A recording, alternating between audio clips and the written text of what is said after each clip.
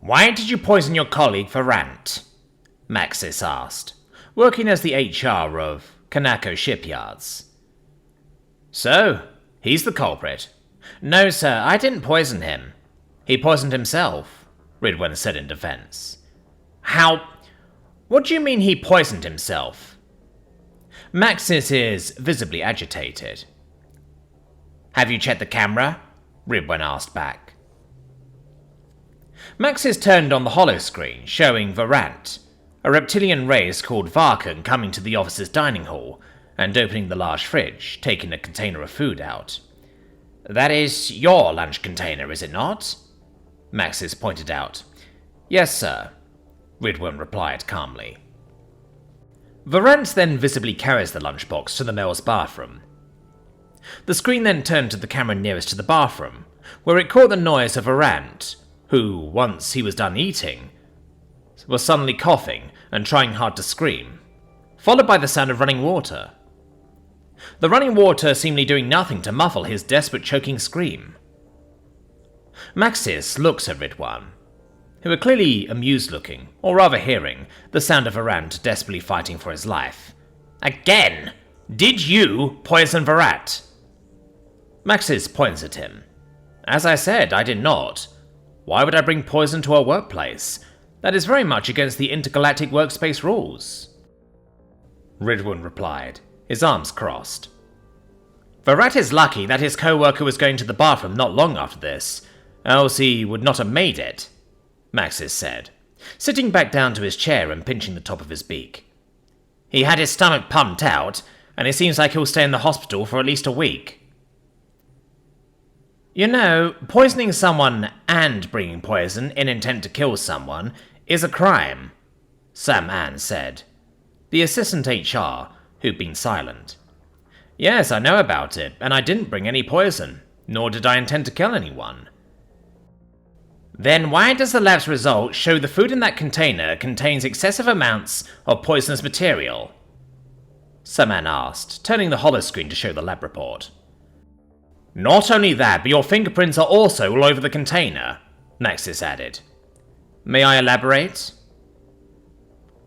Ridwan's inquiry is suddenly answered by nods from the HR.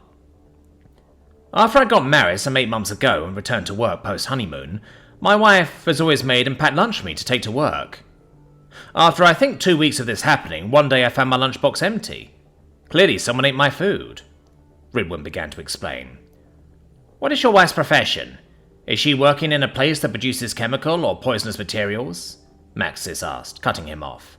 No. She's a cook at our local restaurant," Ridwan replied before continuing. "Anyway, this lunch thievery happened every week. Some week only once, other week is every day.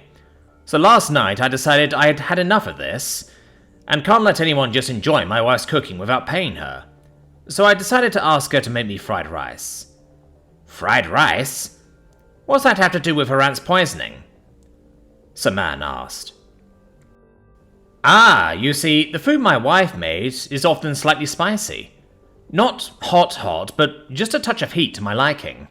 And since whoever stole my food can eat it all, I assumed it was either John from accounting, Mark the welder, Sasha from IT, or Johan from marketing." "What did your wife put inside the food that poisoned Varant?" Maxis is trying to understand.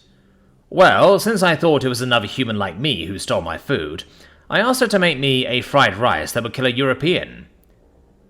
"So you're actually having an intent to kill?" "What? No. It's a figurative speech, since I'm an Asian. My spice tolerance is higher than that of European. There's even a joke that Asians couldn't live without huge amounts of spice." "Wait, so you have higher spice tolerance despite being a human? Who already has high tolerance to capsaicin?" "Yeah. Sometimes when I eat with a European co-worker, they said some food is spicy while I don't even feel anything." I understand. So in short, you had your lunch stolen, and because you thought it was your human co-workers that did it, you decided to pull a prank on the thief by bringing extra spicy food to teach them a lesson. But instead of a human, it turns out the thief was a Varkan all along," Masix explained. "Seems to be that, sir." "Well, that puts all of these together. Do you want to press charges against Virat for theft? Maxis asked.